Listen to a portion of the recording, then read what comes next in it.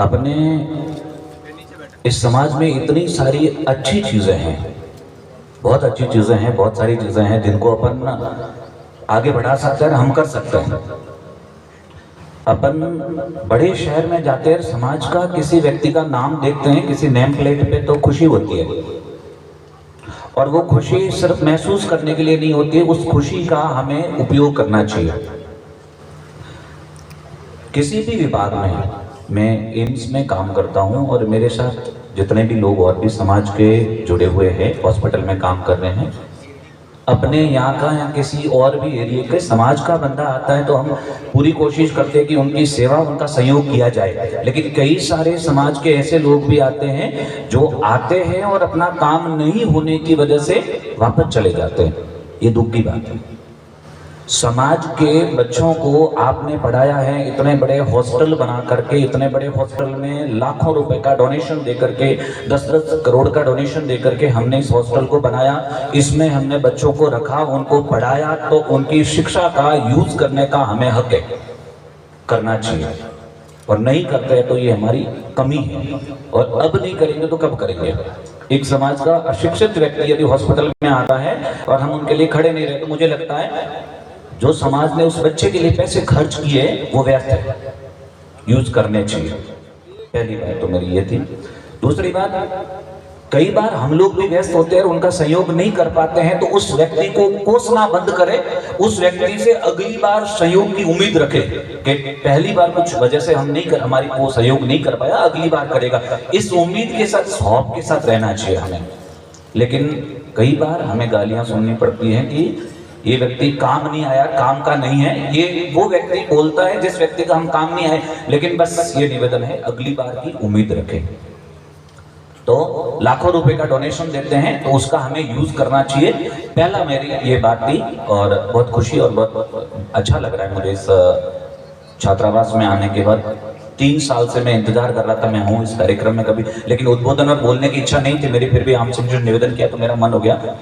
दूसरी बात, इन बच्चों के लिए, जो बच्चे, जो पढ़ने वाले व्यक्ति, जो कंपटीशन या किसी भी तैयारी करने वाले व्यक्ति, उनसे कहूंगा कि आपने समाज के हॉस्टल का, इस छात्रावास का उपयोग किया है तो अब तुम्हारा फर्ज है कि इसको लौटा के दे।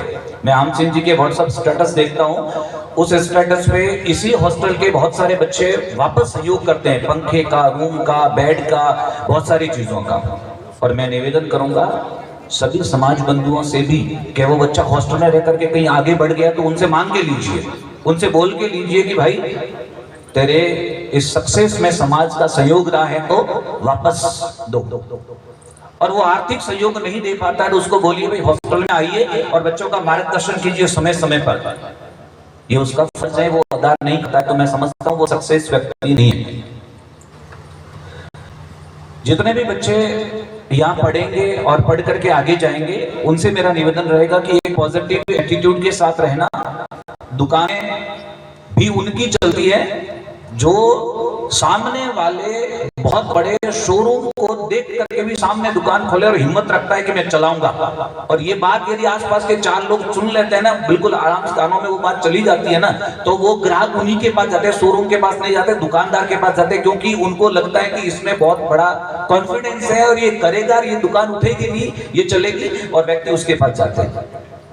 पढ़ाई में भी ऐसा ही है, जब भी आप आगे बढ़े, 1 बार फेल, 2 बार फेल, 3 बार फेल, 4 बार फेल, बहुत सारे ऐसे एग्जाम्पल है। नरपत सिंह इंद्राना मेरे बहुत कलीग रहे, 5-6 साल की प्रिपरेशन के बाद सेकेंडरी टीचर बुरानाल में पोस्टेड है। छोटा भाई 6 से 5-7 बार की फेलियर के बाद जूनियर अकाउंटेंट की पोस्ट पर सर्वेंट अभी जस्ट ज्वाइन किया है। बहुत सारे एग्जाम्पल हैं। उन बच्चों से मेरा निवेदन है कि कभी भी जहां जिस फील्ड में आप प्रोग्रेस कर रहे हैं, 5-7 बार के फेलियर को मत देखना। एक दिन ऐसा आएगा चमक जाओगे और जो जितनी फेलियर हुई है सारी की सारी धरी रह जाएगी।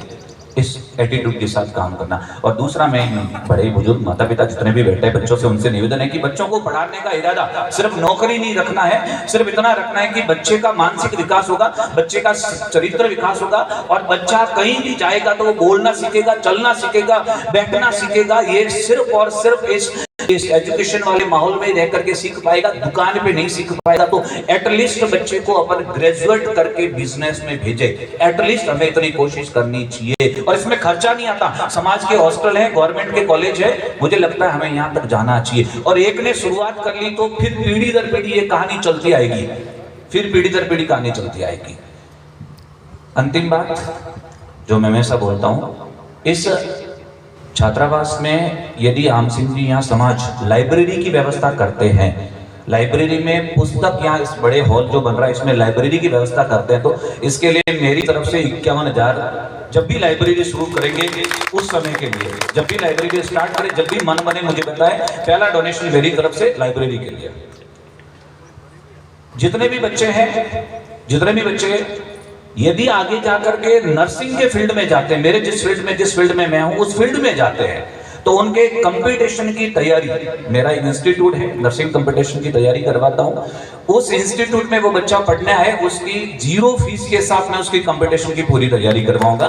ये मेरी तरफ से जितना इस समाज के लिए होगा। मैंने राजपुरोहित हॉस्टल जालोर में रहा, मैं राजपुरोहित हॉस्टल जोधपुर में रहा, मैं कोशिश कर रहा हूं मेरा फर्ज अदा करने का, और निवेदन करूंगा बाकी सारे बच्चों से भी वो अपना फर्ज अदा करें। इन्हीं सारी बातों के साथ आप सबको धन्यवाद दूंगा।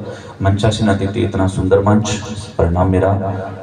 और आने वाले समय में जब भी मुझे मौका मिलेगा मैं इस समाज के सहयोग के लिए कोशिश करूंगा खड़ा रहने की, और कभी ना भी हो पाए तो कोसने की बजाय अगली बार की उम्मीद रखें। बहुत बहुत धन्यवाद।